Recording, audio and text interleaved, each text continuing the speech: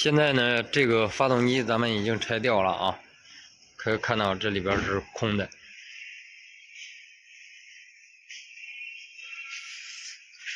这个是一个烧气的，它是什么情况？高压不足。这是标志的发动机，现在已经完全解体。这些配件到时候都得用超声波去洗，因为咱们缸体要弄。这个变速箱呢，咱们自己清洗的啊，是把外观整个洗了，到时候把变速箱油一换就 OK。看一下它发动机内部的情况，12万公里左右，咱就按8000公里左右一保养吧，用的是 0W30 的机油。看一下内部的一个积碳，这边没有清洗的啊，一会儿咱们看一下那边。整体来看的话，这个积碳也不算少，主要导致烧机油的缸体占小部分啊，缸体有轻微的拉缸，然后活塞也有轻微的拉伤，这4个活塞解体以后也有轻微的拉伤，主要导致烧机油的还是气门油封。这个气门油封呢，它已经弹力不太够了，本身弹力应该很好，包裹住气门，防止油进到缸筒内，但是呢，现在已经没什么弹力了，发硬了。这是11万公里所出现的一个现象，标致5008，看一下。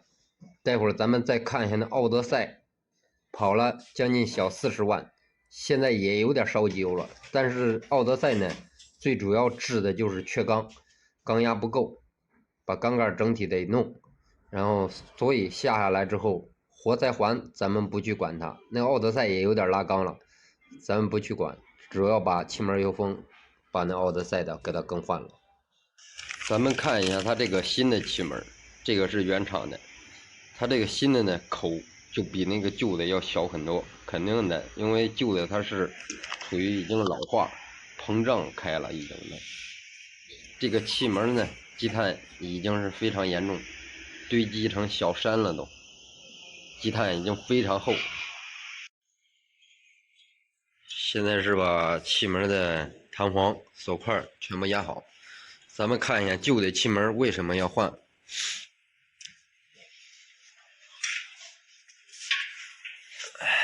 这是原车拆下来的旧气门啊，本来预计这个气门是不换的啊，顶多是积碳有点严重，咔一下就没问题了。这个油封摩擦的这个杆这块是没有任何问题的，然后唯独就是积碳严重点啊。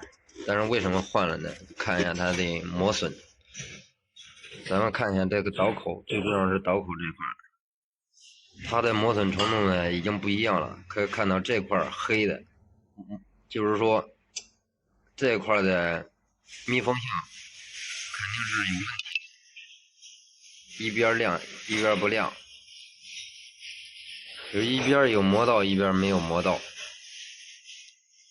偏，所以说会导致它有可能会有些许的密封不严，就跟这一样，你看了吧？所以说直接给它换掉，有可能气门轻微的有变形的痕迹，看不同程度的都是这样的。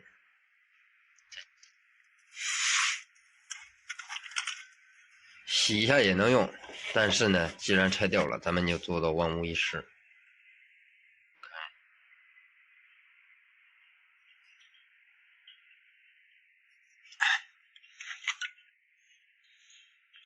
咱们看一下它这4个气门口的积碳，气门口的积碳依然很严重。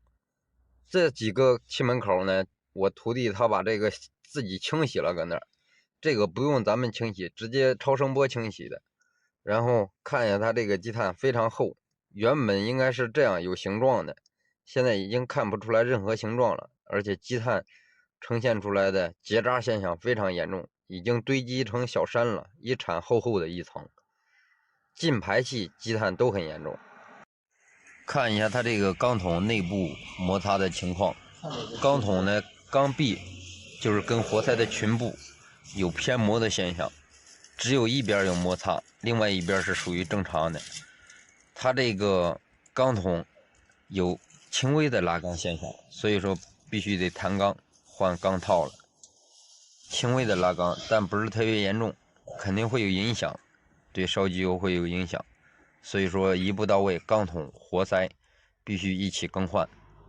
咱们从活塞拉钢的情况呢，还有这个钢臂拉钢的情况，只有一面有拉伤，有拉伤的那一面呢是喷嘴的对面，也就是它给活塞降热和润滑的喷嘴喷射的对面。这个有可能说喷嘴喷射的机油全给到这边了，然后那边没给上，有可能造成那边时间长导致的一个偏磨拉伤，有可能。所以说你看它这个涂层就能看出来，一面涂层基本上没有怎么磨，一面涂层磨得非常严重，而且有拉伤。咱们看一下，这个是本田奥德赛，它这个油封，这是38万公里，也是非常硬了啊，包裹不住，气门要封，烧机油的可能性也非常大。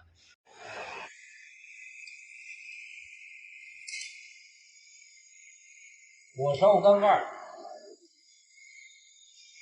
这个油封，它这个奥德赛的这个油封呢，它跟那标致的油封不一样啊，它这个砸上去的老紧了。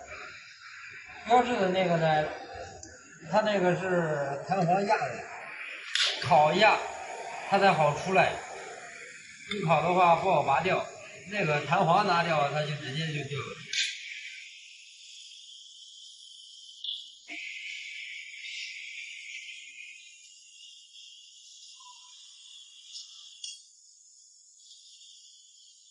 你弄个红烧缸盖。我要吃红烧油，红烧油。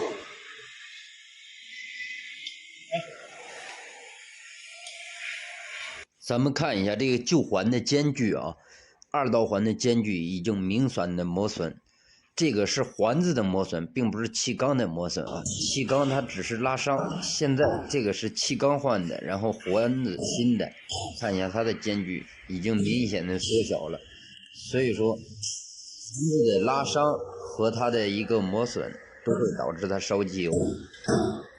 咱们看它偏磨的方向是没有喷嘴，只有左边有喷，所以说右边它的润滑没有左边多，所以会偏磨。看一下装到哪了。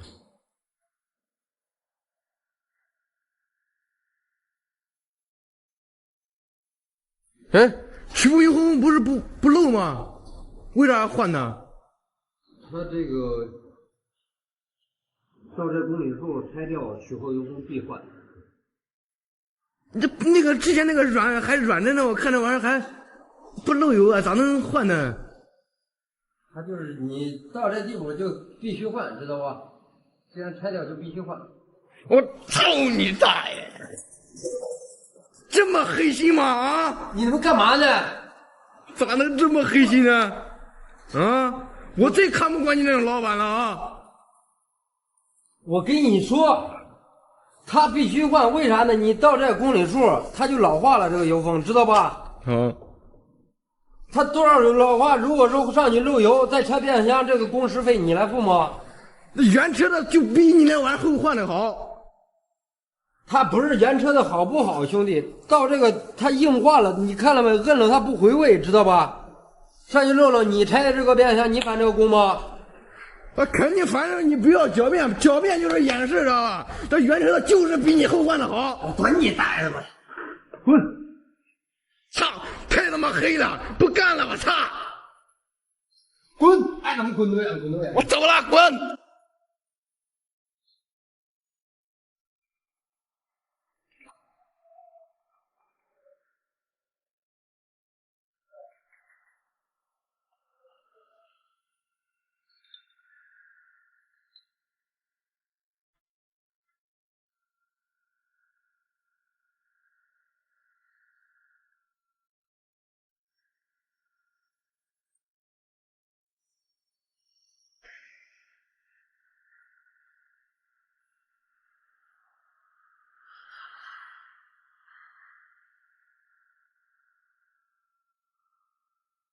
转着，这个往左来点，好，你再看，这往右往右来，往对了，对，来了啊。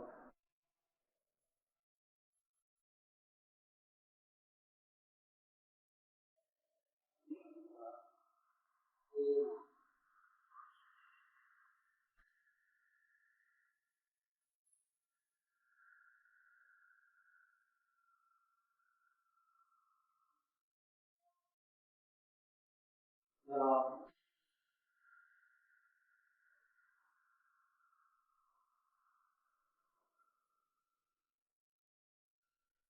对完了啊。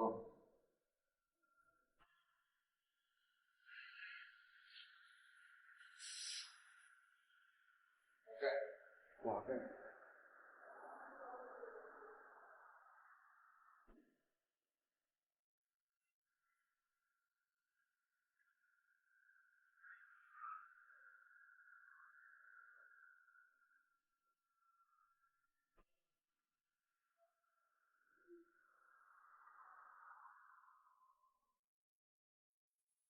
那上面是个啥？是个人呐。你以为那个干啥呢？当狗吗？当啥？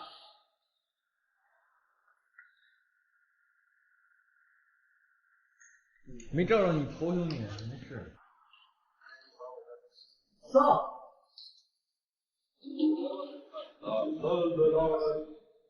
看你多个吧。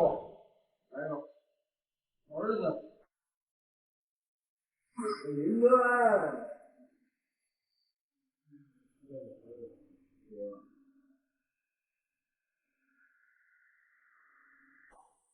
记着啊，1、2、3，走！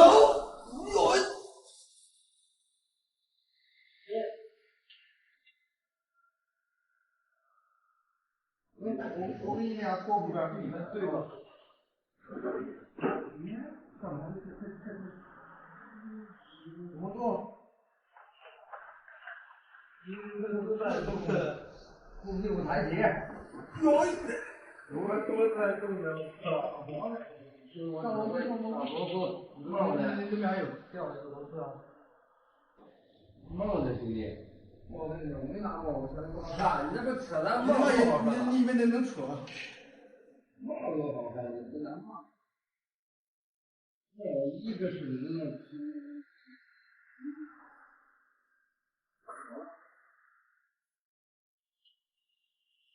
这一松开，把它坠下来了，调转从头发，调转鼻头，我变成伸到这上面了。哦，变容易了，有点。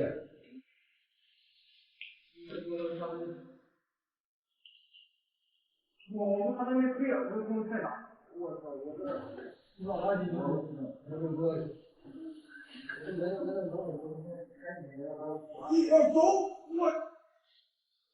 这个太重了，妈的，中午没吃饭啊！来，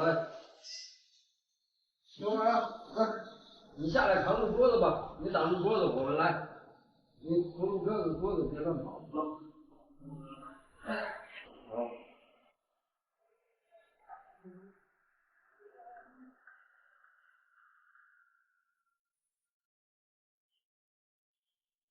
把这骨头直接插进去了，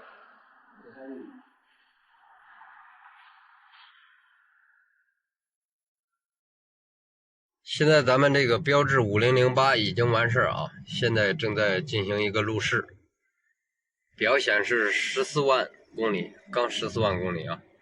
13万公里的时候，车主就发现了有烧机油的情况，现在整个全部整备完毕，正在进行一个路试。路试完，做一个车辆清洗就可以交车了。小王，来把这个车打着，给2脚油啊！现在是完全热车的状态。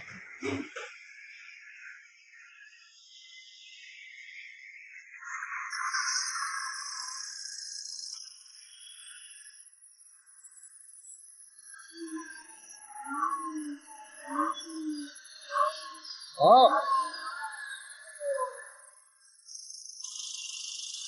熄火。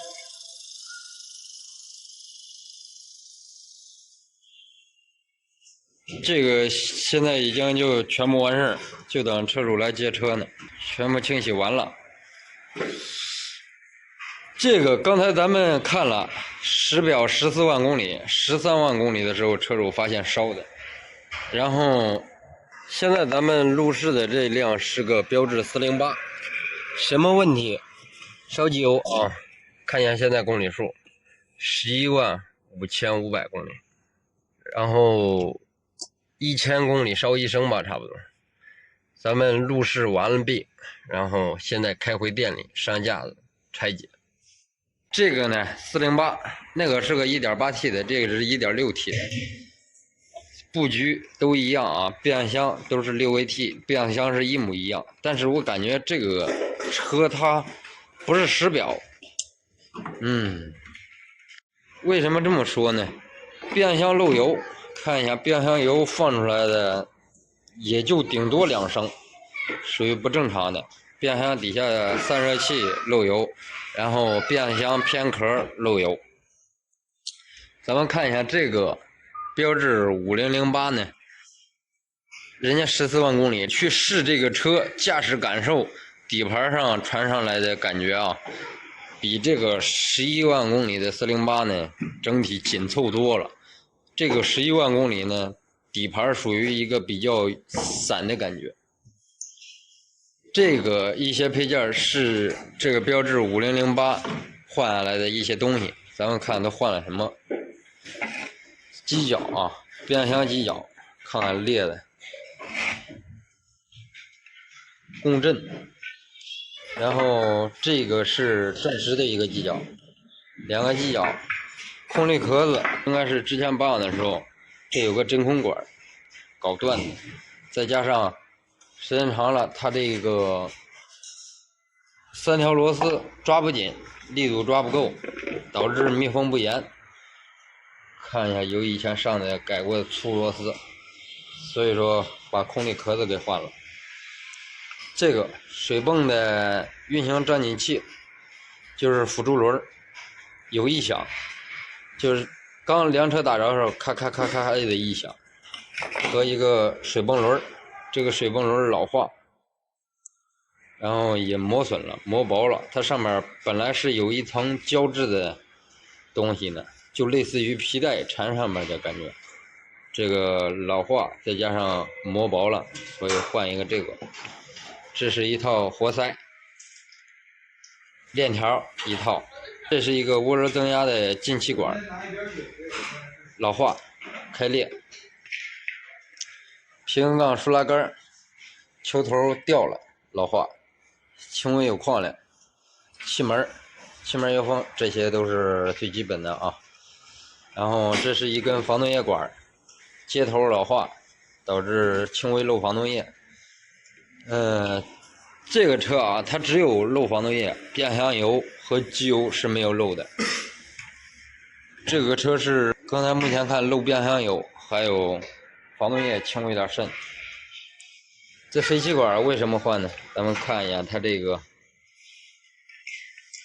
好多都是老化开裂，看到吧？14万公里，这管头全是爆裂的，这些裂老化一套的啊，直接换的这个一套的管路，这些管也是老化。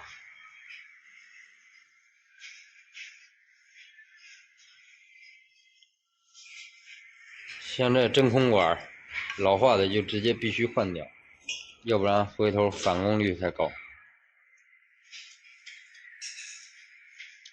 全是一些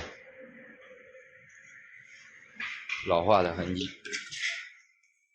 就这些配件没有多余的东西。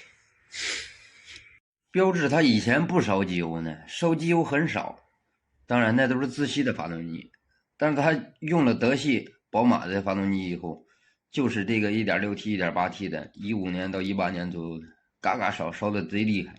有的车主开的甚至5万公里左右就开始烧。他如果说烧的特别早的那种，先换气门油封缓解一下，再不行就大修。虽说它代替的都有点烧吧，但是标致这个用的宝马这发动机的确有点操蛋，烧的有点早啊。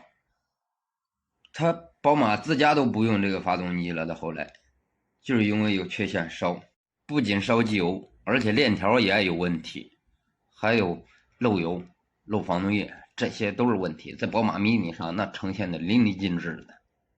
这一下把标致给坑了一把，坑了多少标致的车主。本来很多法系的粉儿啊，他对法系印象还是非常不错的，但是你要是说你烧这么早，那就有点可恨了，对吧？所以说入了这一坑，下回你让他再买，他也不买了。也有很多说我开了8万多、9万多、10万公里不烧，基本上有可能是早晚的问题，但是烧的可能性就非常大，这就会让大部分车主开了以后，我花10多万、20万，对吧？买你那德系烧机油还是10万公里左右开着呢，你比他都早，对吧？所以说失望，那下回他就不会选择了，这就砸自己的品牌了，对吧？